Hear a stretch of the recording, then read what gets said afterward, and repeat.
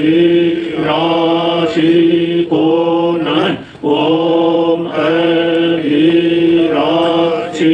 को नमः। ओम अभिराशि को नमः। ओम अभिराशि को नमः। दर्शन कर्मवाद और आत्मवाद पर आधारित है।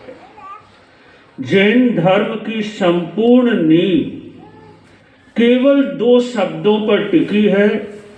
पहला शब्द है आत्मवाद और दूसरा शब्द है कर्मवाद। आगमकार कहते हैं सुचिन्ना कम्मा सुचिन्ना फला, दुचिन्ना कम्मा दुचिन्ना फला। अच्छे कर्मों का फल अच्छा होता है और बुरे कर्मों का फल बुरा होता है। मगर वहीं पर ठाणम सूत्र के 5वें स्थान में पंच समवाय का वर्णन आता है कि काल, स्वभाव, कर्म, पुरुषार्थ और नियति। भगवान महावीर ये कहते हैं कि पुरुषार्थ के द्वारा भाग्य में भी बदलाव संभव है और इसे समझने के लिए हमें जानना होता है कि जैन दर्शन में कर्म की 10 अवस्थाएं बताई है। कर्म की 10 अवस्थाएं बंध, उदय, उदीर्णा, उत्वर्तन, अपवर्तन, संक्रमण। और जो संक्रमण अवस्था को समझ लेता है वह व्यक्ति ये जानता है कि केवल कर्म ही सब कुछ नहीं है, कर्मों में बदलाव किया जा सकता है। अशुभ कर्मों के परिणाम को भी शुभ कर्मों में बदला जा सकता है। और अगर व्यक्ति आलस्य, प्रमाद, गलत संगत, दुर्व्यसन में रहता है तो वो अपने शुभ कर्म भी अशुभ कर्म में बदल देता है। आज हम एक लाइन अवश्य याद करें कि भाग्य में परिवर्तन संभव है। जैसा कर्म मैंने किया था वो कर्म मुझे भोगना पड़ेगा, ये कोई सनातन या पूर्ण सत्य नहीं है, ये अधूरा सत्य है। अगर मैं अपनी पुरुषार्थ चेतना को जगा लूं, मैं अपनी आत्मशक्ति और संकल्प शक्ति को जगा लूं, तो मैं अपने भाग्य की तस्वीर को बदल सकता हूं, क्योंकि मैं स्वयं अपने भाग्य का निर्माता हूं। आज हमने विषय दिया कि स्वस्थ और सुखी परिवार में जैन वास्तु और मंत्रों की भूमिका। बंधुओं, जीवन में दिशाओं का बड़ा महत्व होता है। दिशाओं में वह शक्ति होती है, दिशाओं में वह क्षमता होती है जो व्यक्ति की जिंदगी की दशा को बदल सकती है। दशा और दिशा का बड़ा गहरा संबंध है। ठाणम सूत्र के दूसरे स्थान में कहा जाता है कि साधु साध्वी स्वाध्याय करे, साधु साध्वी प्रवचन करे, आचार्य किसी को दीक्षा दे तो ये नियत नियम है कि उनका मुख या तो उत्तर की ओर होना चाहिए या पूरब की ओर होना चाहिए। अगर साधु साध्वी आहार ग्रहण कर रहे हैं तो उनका मुख या उत्तर की ओर हो या पूरब की ओर हो। आगमकार कहते हैं उत्तर पूरब पूज्या, उत्तर पूरब पूज्या, कि उत्तर और पूरब जो दिशा है वह पूजनीय है। उत्तर और पूरब को जब मिलाया जाता है तो एक कोण बनता है और उस कोण का नाम होता है ईशान कोण। बंधुओं, आज हमारे इस भरत क्षेत्र में कोई तीर्थंकर नहीं है, मगर हम दूरी मापना चाहें कि हमारे सबसे नजदीक कौन से तीर्थंकर हैं, तो वह महाविदय क्षेत्र में विराजमान तीर्थंकर सिमंदर स्वामी हैं। और जब हमें तीर्थंकर सिमंदर स्वामी को वंदन करना होता है तो हमें ईशान कोण की ओर मुख करना होता है। बंधुओं, दिशाओं का जीवन में बड़ा महत्व है। दिशाएं जिंदगी की दशा बदल सकती है। अगर सुबह सुबह किसी डाल पर बैठकर एक कौवा पूरब की तरफ मुंह करके बोले तो ये समझ लेना कि कोई शुभ समाचार आने वाला है, ये समझ लेना कि सौभाग्य का जागरण होने वाला है। और वही कौवा अगर उत्तर की तरफ मुंह करके बोले तो समझ लेना कि कोई अशुभ समाचार आने वाला है, कोई समस्या आने वाली है, कोई विघ्न आने वाला है, कोई संकट आने वाला है। पूरब की तरफ मुंह करके बोले तो बोभारा 25 और उत्तर की तरफ मुंह करके बोले तो बंटा धार। विचार करना इस चीज पर कि वही वृक्ष है, वही डाली है, वही कौवा है। अगर पूरब की तरफ मुंह करके बोले तो शुभ समाचार आ रहा है, उत्तर की तरफ मुंह करके बोले तो अशुभ घटित होने वाला है। कितना अंतर है ये पूरब और ये उत्तर। मगर ये बताता है कि दिशाओं का जीवन में बड़ा महत्व होता है। भगवती सूत्र के 10वें शतक में वर्णन आता है कि पूरब की तरफ से आने वाली वायु बड़ी कल्याणकारी होती है, मगर नेतृत्व कोण कुबेर मूल से आने वाली वायु अनिष्ट कारक होती है। जब मैंने भगवती सूत्र में ये पढ़ा तो मुझे लगा वास्तु का नियम भी तो यही कहता है कि ईशान कोण नीचा होना चाहिए और कुबेर मूल ऊंचा होना चाहिए। ईशान कोण खुला होगा तो उगते हुए सूर्य का प्रकाश आपके घर में प्रवेश करेगा। और आज विज्ञान भी ये मानता है कि जिस घर में सूर्य की रोशनी आती है वहां पर बीमारियां कम होती है। जिस घर में सूर्य की रोशनी आती है वहां एक प्रकाश का वास होता है। जिस घर में सूर्य की रोशनी आती है वहां व्यक्ति का संकल्प बल भी दृढ़ होता है। मगर सूर्य की रोशनी, ईशान कोण की हवा कब आएगी? जब ईशान कोण खुला होगा। वहीं पर जो दक्षिण की वायु है, नेतृत्व कोण कुबेर मूल की वायु है, वह अनिष्ट कारक है, अमंगल कारक है। इसलिए आप सोचो कि वास्तुविद कहते हैं कि आपके घर का साउथ वेस्ट ऊंचा होना चाहिए, ढका हुआ होना चाहिए। अगर घर में मंगल और आनंद चाहते हो तो दक्षिण की ओर से कभी वायु नहीं आनी चाहिए। बंधुओं, आज हमारा विषय है कि स्वस्थ और सुखी परिवार में जैन वास्तु की भूमिका क्या हो सकती है। हम 8 बिंदुओं पर चिंतन करेंगे और उसे जैन धर्म से जोड़ने का थोड़ा प्रयास करेंगे।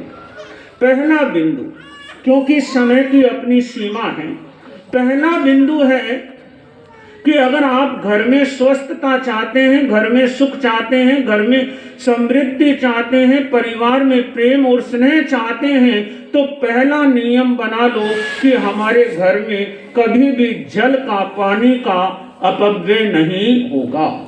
क्योंकि जिस घर में जल का, पानी का अपव्यय होता है, मानकर चलना कि वहां पर अशांति का वास होता है।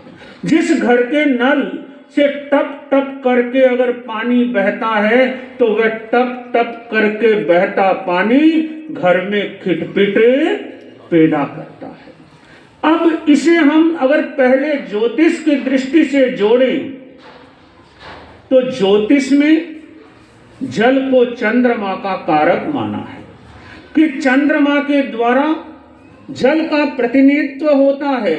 आज वैज्ञानिक भी मानते हैं कि अमावस को, पूर्णिमा को इतनी आत्महत्याएं क्यों होती है, या पर्व तिथियों में ही समुद्र में ज्वार और भाटा क्यों आता है? क्योंकि पर्व तिथियों में समुद्र में पानी की मात्रा बढ़ती है। इसीलिए हमारे जैन आचार्यों ने विधान किया कि पर्व तिथियों में हरी लिलोती का सेवन नहीं करना, पर्व तिथियों में चौविहार करना, पर्व तिथियों में अधिक से अधिक धर्म ध्यान में रत रहना, क्योंकि इन तिथियों में मन के भटकाव का बड़ा संबंध रहता है। तो जो पानी है वह जल तत्व का प्रतिनिधित्व करता है और जल तत्व चंद्रमा से जुड़ा है। चंद्रमा मन का कारक है। जब आपके घर में टप टप करके पानी बहेगा तो मानकर चलना दो चीजें देखने को मिलेगी। पहली चीज कि विचारों में असामंजस्य, आपसे मतभेद, खींचातानी, बहस, और बहस ने तो न जाने आज तक कितनों को तहस नहस किया। अब अगर इसे जैन धर्म की दृष्टि से हम समझें तो पानी की एक बूंद में असंख्य जीव होते हैं। और ये मानकर चलना जिस घर में टप टप करके पानी बहेगा वहां 24 घंटे हिंसा होगी, और जहां हिंसा होगी वहां कभी शांति नहीं होगी। और अगर आपने 15-20 दिन ध्यान नहीं दिया, टप टप करके पानी बह रहा है, तो मुझे नहीं पता पंजाब में क्या कहते हैं, मगर हमारे राजस्थान में कहते हैं कि वहां इल्लन फुल्लन आ जाती है, क्या काई बोलते हैं, काई आ जाती है। और आपको पता है कि काई में तो इस पूरे ब्रह्मांड के सबसे भारी पाप कर्म वाले जीव होते हैं, अनंत जीव होते हैं। अब जिस घर में इतनी हिंसा होगी, उस हिंसा के तांडव नृत्य में कभी शांति का वास नहीं होगा। जैन धर्म में वास्तु विज्ञान का मैं पहला नियम ये बता रहा हूं कि आज ये संकल्प कर लो कि हमारे घर में हम पानी का संयम करेंगे, हम पानी का अपव्यय नहीं करेंगे। दूसरी बात जो मैं बता रहा हूं बहुत कम सुनने को मिलती होगी कि अपने रसोई में, मुझे नहीं पता कितने लोग रखते हैं नहीं रखते हैं, मगर अधिकांश देखने को मिलता है कि जमीकंद पड़ा रहता है। लहसुन, प्याज, आलू का किचन में व्यक्ति भंडार लगा के रखता है। कोई मुझे बताए कि उसमें कौन सी काय के जीव होते हैं? वनस्पति काय में भी कौन सी काय? अनंत काय के जीव होते हैं। और अनंत काय के जीव सबसे भारी पाप कर्म वाले होते हैं। अब विचार करना, सबसे ज्यादा क्लेश कहां से शुरू होता है? घर में जो आंगन में दीवार उठती है, उस दीवार उठने का पहला जो वायरस पैदा होता है वह कहां से होता है? रसोई से शुरू होता है। वह वायरस रसोई से शुरू होता है।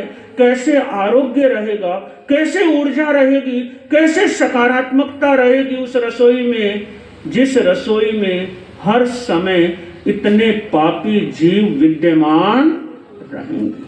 क्योंकि जैन धर्म क्या कहता है कि पुण्यशाली जीव पुण्य को लेकर आता है, पुण्यशाली जीव पुण्य को लेकर आता है, और पापी जीव पाप को लेकर आता है। आपने सुना होगा ना कि भगवान अजितनाथ के माता पिता एक खेल खेलते थे और हमेशा पिता जीतते थे, माता वामा देवी हारती थी।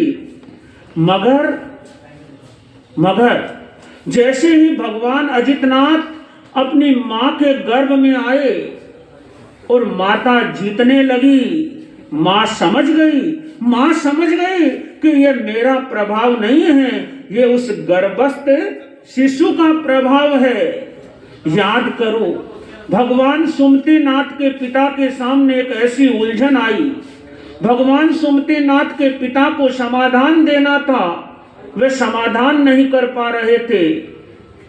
महारानी ने महाराज को चिंतित देखा, पूछा, महाराज ने समस्या बताई। महारानी बोली, ये सामान्य सी बात है, इसे मैं सुलझा देती हूँ। महारानी ने समाधान दिया। महाराज समझ गए ये महारानी की बुद्धि नहीं है, ये गर्भस्थ शिशु की बुद्धि है।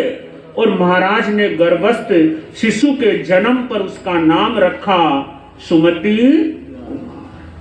याद करो, पूरे नगर में दहा ज्वर फैला हुआ था, मगर शांतिनाथ भगवान अपनी माता की कुक्षी में अवतरित होते हैं, पूरे नगर में शांति फैल जाती है और नाम रखा जाता है शांतिनाथ। ये किसका प्रभाव है? ये पुण्यशाली जीव का प्रभाव है। अब अगर आप अपनी रसोई में इतने पापी जीव रखेंगे, अनंत काय वाले जीव रखेंगे, निगोद के जीव रखेंगे, तो आप कैसे कल्पना कर सकते हो कि वह रसोई ऊर्जा से परिपूर्ण रहेगी? तो जितना जमीकंद से हम बच सके, हमें बचने का निश्चित तौर से प्रयास करना चाहिए। तीसरी बात जो बड़ी महत्वपूर्ण है, जैन दर्शन अपरिग्रह के सिद्धांत में विश्वास करता है। हमारा 5 महाव्रतों में 5वां महाव्रत कौन सा है? अपरिग्रही। मगर श्रावक तो पूरा अपरिग्रही नहीं होता, उसके पास तो न जाने कितना परिग्रह होता है। मगर वास्तु की दृष्टि से मैं बताऊं कि अगर आप चाहते हो आपके घर में शांति रहे, आपके घर में समृद्धि रहे, आपके घर में खुशहाली रहे, आपके घर में प्रेम रहे, आपके घर में स्नेह रहे, आपके घर में कोई एक दूसरे को देखकर मुंह न बिगाड़े, मुंह न फुलाए, मुंह न चढ़ाए, एक दूसरे के साथ दूध और शक्कर की तरह मिलकर रहे, तो मेरी बात आज याद रखना कि अपने घर में कम से कम अटाला रखना। अटाला समझते हो? यानी रद्दी, अखबारों की रद्दी ढेर पड़ा है, छत के ऊपर कूड़ा कक्कड़ कोयले पड़े हैं, टूटे हुए कांच पड़े हैं, जूतों की लाइन लगी पड़ी है, घर में साफ सफाई नहीं है, घर के चारों दीवारों पर जाले लगे हुए हैं। आपको पता है कि ये जो जाले होते हैं ना, जाले, ये जिंदगी में जी के जंजाल बन जाते हैं। कभी आपने अनुभव नहीं किया होगा। ये जो जाले होते हैं, इन्हें कौन बुनती है? मकड़ी। और मकड़ी बुन बुन कर जाला बनाती है, उसके मुंह से जो थूक निकलता है वो घर में भयंकर नकारात्मक ऊर्जा को फैलाता है। इसलिए अगर आप परिवार को सुखी, स्वस्थ और प्रसन्न बनाना चाहते हैं तो घर में किसी तरह का अटाला नहीं होना चाहिए, घर में किसी तरह का जाला नहीं होना चाहिए, घर में साफ शुद्धि और सफाई का ध्यान होना चाहिए। और जो चौथा मंत्र है वह मंत्र बड़ा महत्वपूर्ण है, क्योंकि अब मैं कुछ ऐसी चीजों की ओर आपको संकेत कर रहा हूं जो संभवतः हर घर में होती है। उसमें पहली बात घड़ी। संभवतः ऐसा कोई घर नहीं होगा जिस घर में घड़ी नहीं हो। चलती घड़ी चलते भाग्य का प्रतीक होती है, और बंद घड़ी बंद भाग्य का कारक बनती है।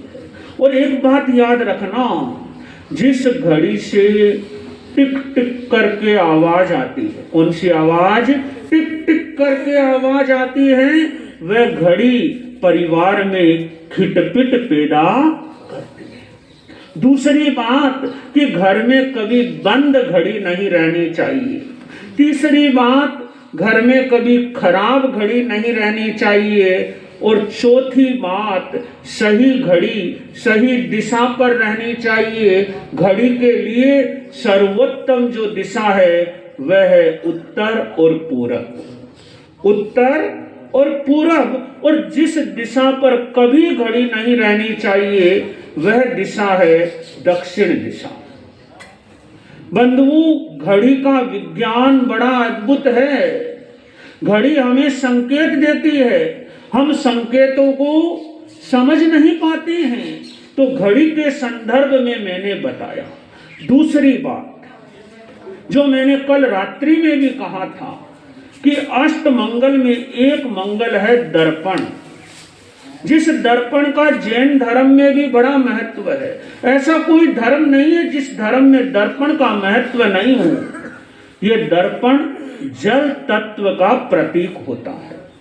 दर्पण की वह महत्ता है कि तीर्थंकरों का जन्म होते ही उन्हें सबसे पहले दर्पण दिखाया जाता है। इससे हम जान सकते हैं कि दर्पण कितना शक्तिशाली होता है।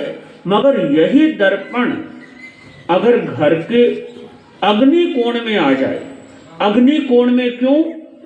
क्योंकि दर्पण जल तत्व का प्रतीक है, और जब वह अग्नि कोण में आएगा, आपको याद है ना कि अग्नि और जल एक दूसरे के दुश्मन हैं।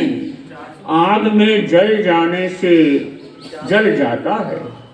इसलिए घर में दर्पण के संदर्भ में बताता हूं कि कभी घर में पहली बात दर्पण टूटा हुआ नहीं होना चाहिए। दूसरी बात दर्पण धब्बेदार नहीं होना चाहिए। तीसरी बात दर्पण कभी गंदा नहीं रहना चाहिए। आज जिन घरों में नशे की प्रवृत्ति देखने को मिलेगी, मानकर चलना उस घर के अंदर जो दर्पण होंगे वो कहीं न कहीं गंदे होंगे, धब्बेदार होंगे, धुंधले होंगे। और जिन घरों में गंदे, धब्बेदार, धुंधले दर्पण होंगे वहां नशे की प्रवृत्ति पनपेगी। और मैं कहता हूं आज हमारे युवक व्यसन में हैं, आज हमारे युवक व्यसन में हैं, युवतियां फैशन में हैं और पूरा परिवार टेंशन में है। तो दर्पण का बड़ा रोल है कि दर्पण केवल महालक्ष्मी का प्रतीक कब बनता है? जब उसे सही दिशा में लगाया जाता है। और दर्पण की पूरे घर में एक ही दिशा होती है, वह दिशा है नॉर्थ ईस्ट। क्योंकि नॉर्थ ईस्ट ईशान कोण ही जल तत्व का प्रतिनिधित्व करता है। और अगर जल तत्व में रहेगा तो वो सकारात्मक ऊर्जा फैलाएगा। बंधुओं, दर्पण को कभी सामान्य समझने की भूल मत करना। आज बड़े बड़े विश्वविद्यालयों में ये रिसर्च हो रहा है कि ये दर्पण कितना शक्तिशाली है। आप दर्पण के सामने खड़े होकर एक अनुप्रेक्षा कीजिए।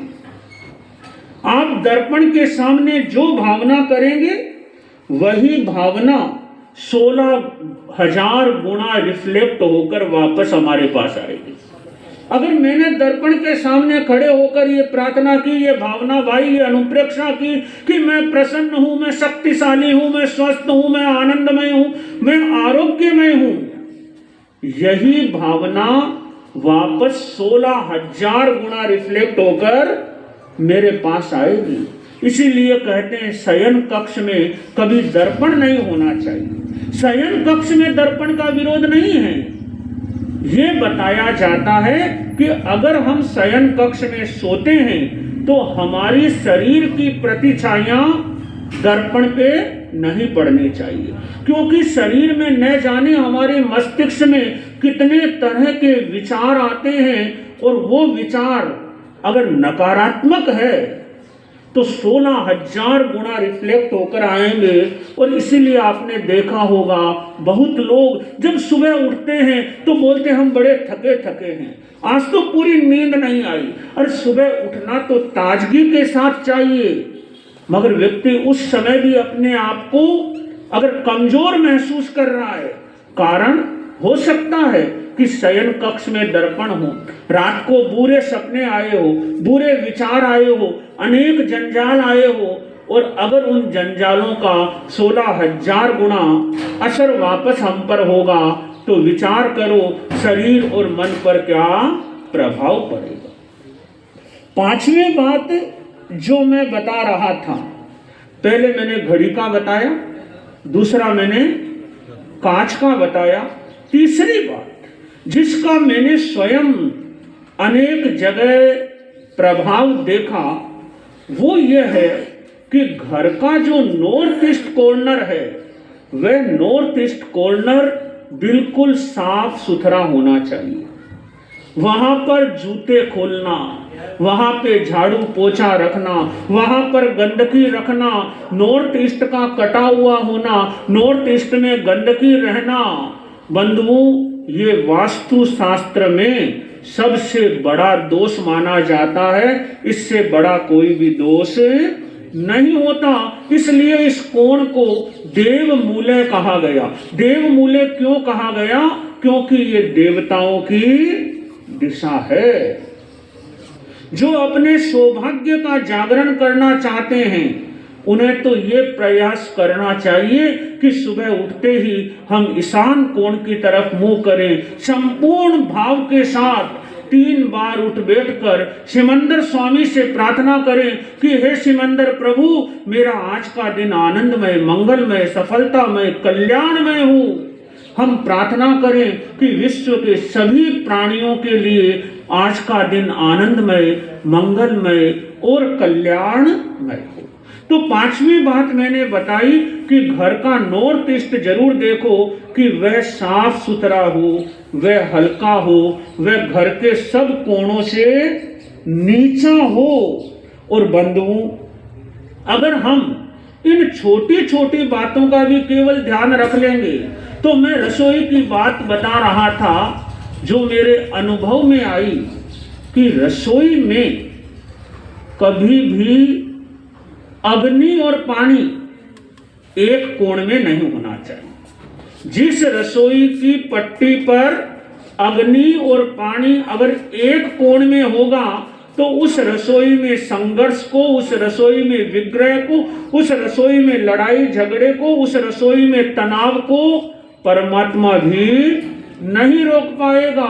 और इसे वैज्ञानिक तरीके से समझने की जरूरत है कि एक पट्टी है, अब उसी पट्टी में एक ही सीध पर अगर गैस है और पानी है, गैस क्या है? आग है, अग्नि है।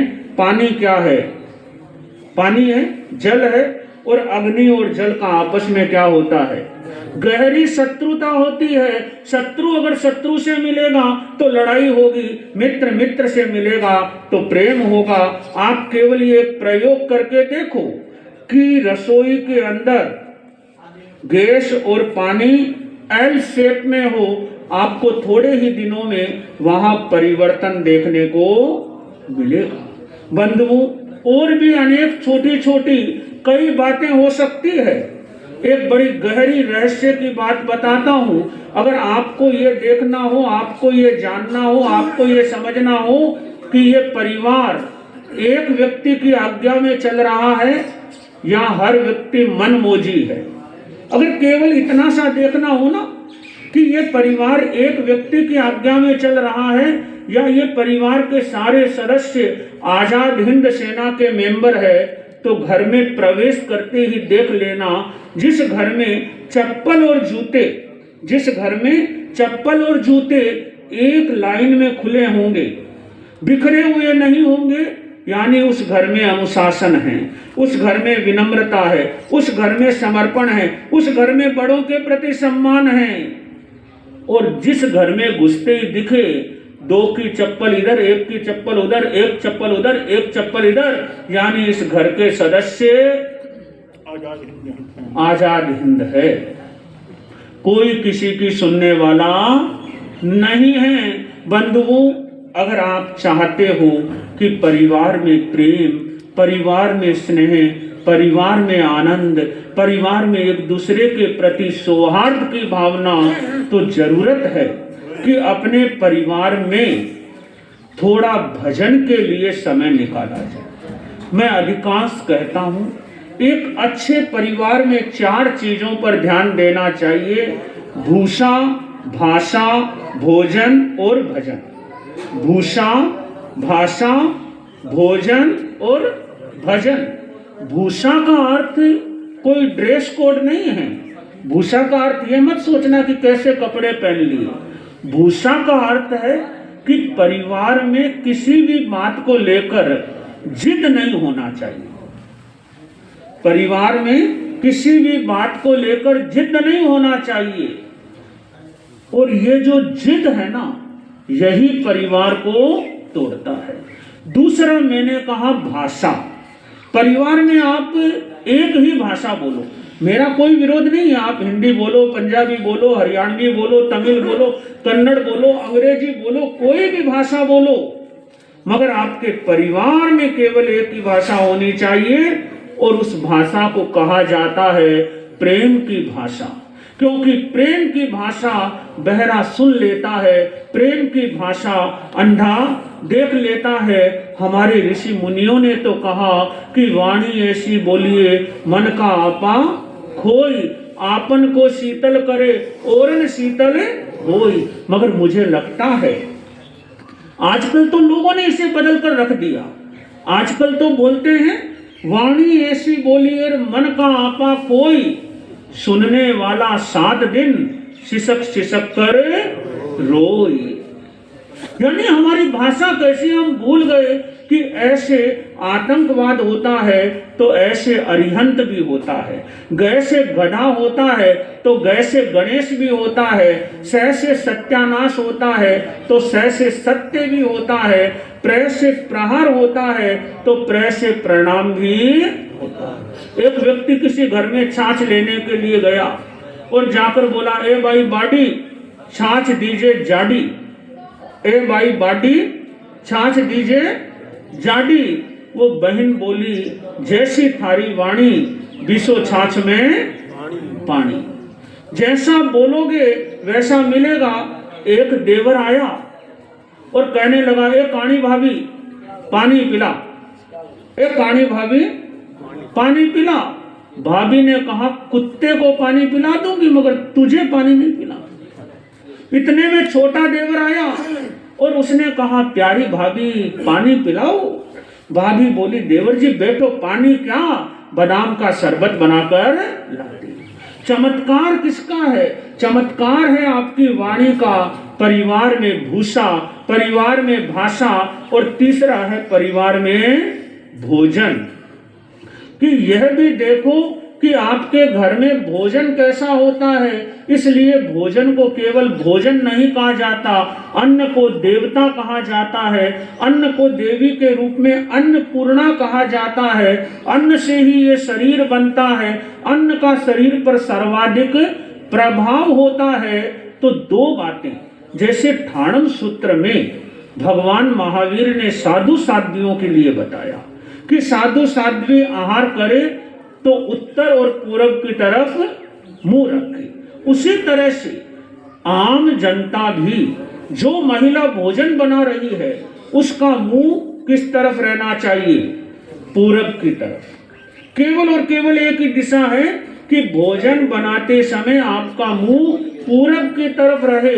दूसरा, जब आप भोजन बना रहे हो, आप आटा गूंद रहे हो, उस समय आप अपने इष्ट का मानसिक जाप करो। आप ये अनुभव करोगे कि वो भोजन भोजन नहीं रहा, वो भोजन प्रसाद बन गया। अरे देवताओं को भोग लगाने के बाद क्या कभी आप कहते हो कि ये भोजन है? क्या कहते हो? आप देवताओं को जल चढ़ाने के बाद कभी जल नहीं कहते, आप कहते हो ये कलवाणी है।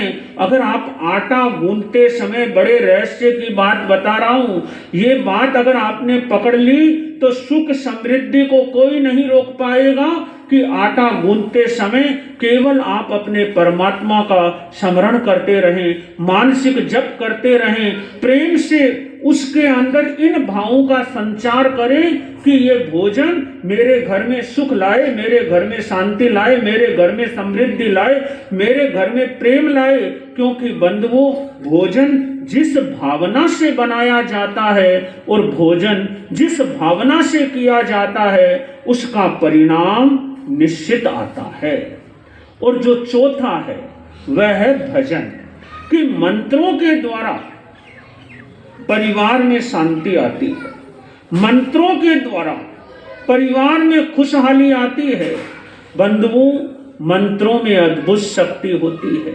मंत्र अनिष्ट का निवारण करते हैं, मंगल का प्रादुर्भाव करते हैं, मंत्रों से विघ्नों का नाश होता है, मंत्रों से सौभाग्य का जागरण होता है, मंत्रों से अशुभ कर्म भी शुभ कर्म में बदल जाते हैं, मंत्रों से परिवार में खुशहाली आती है, मंत्रों से आरोग्य मिलता है और मंत्रों से व्यक्ति के भाग्य की तस्वीर भी बदल जाती है। केवल मैं 3 मंत्र आज आपको देता हूं, अगर आपने श्रद्धा से उन 3 मंत्रों का जप किया, ये मेरा अनुभव कहता है, मैंने सैकड़ों परिवारों पर ये प्रयोग करके देखा, अगर व्यक्ति इन 3 मंत्रों का जप करता है तो परिवार में कितना भी तनाव हो, कितना भी दुराव हो, कितना भी मनमुटाव हो, कितना भी मतभेद हो, वह व्यक्ति मतभेद को, मनभेद को भूल जाता है, एक दूसरे के नजदीक आना लगता है, क्योंकि मंत्रों से निकलने वाली ध्वनि, मंत्रों से निकलने वाले वे परमाणु ही ऐसा कार्य करते हैं कि व्यक्ति अपने परिवार में, घर आंगन में आनंद का अनुभव करने लगता है।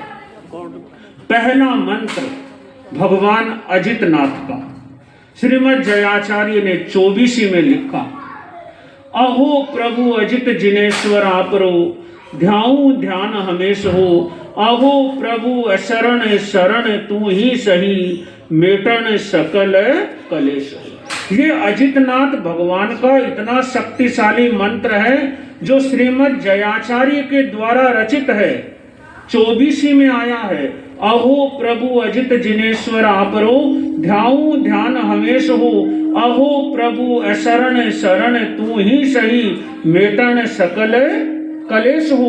कि हे अजितनाथ भगवान, मैं आपकी शरण में आ गया हूं और आप मेरे सारे कष्टों को, सारे क्लेशों को आप मिटाने वाले हो। अगर प्रतिदिन घर आंगन में बैठकर ये एक माला फेरी जाए, आपको चंद दिनों में, केवल 43 दिन लगातार आप करके देखिए, 44वें दिन तो आप अनुभव करेंगे कि कुछ तो चमत्कार घटित हो रहा। दूसरा प्रयोग, घर में अगर तनाव है, संबंधों में थोड़ी खटास है, तो आप उगते हुए सूर्य के सामने, बाल सूर्य के सामने, आजकल तो इतनी सुविधा है, आप सूर्य उदय का समय भी देख सकते हैं, और सूर्य उदय से लेकर ठीक 12 मिनट, जैसे 6 बजे अगर सूर्य उदय हुआ तो 6 बजे से 6:12 तक, इस 12 मिनट में आप नमस्कार महामंत्र का बीज मंत्र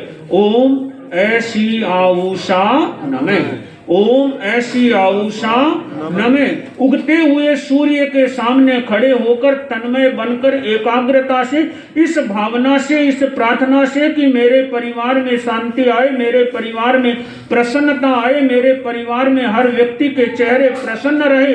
अगर आपने केवल 12 दिन भी लगातार कर लिया तो आप अनुभव करोगे कि कुछ तो सकारात्मक ऊर्जा मेरे परिवार में फैल रही है, मुरझाए हुए चेहरे खिल रहे हैं। और जो तीसरा मंत्र मैं बता रहा हूं, अत्यंत जिन शासन का शक्तिशाली मंत्र है। अगर कभी घर में कोई विघ्न आ जाए, बाधा आ जाए, अचानक संकट आ जाए, मुसीबत आ जाए, बीमारी आ जाए, चारों ओर अंधेरा छाने लगे, कहीं से प्रकाश की किरण नजर नहीं आए, तो मेरे इस एक मंत्र के बताए हुए मंत्र का अवश्य जप करना। कुछ ही दिनों में लगेगा घोर अंधकार में भी प्रकाश की किरण प्रकट हो रही है, वर्षों से रुके हुए काम हो रहे हैं, चित्त और मन बदल रहा है, घर की हवा बदल रही है, चाहे व्यापार में हो, समाज में हो, परिवार में हो, शरीर में हो, जहां भी विघ्न लगे, रुकावट लगे, बाधा लगे, कोई नजर दोष लगे, केवल इस एक मंत्र को करके देखना।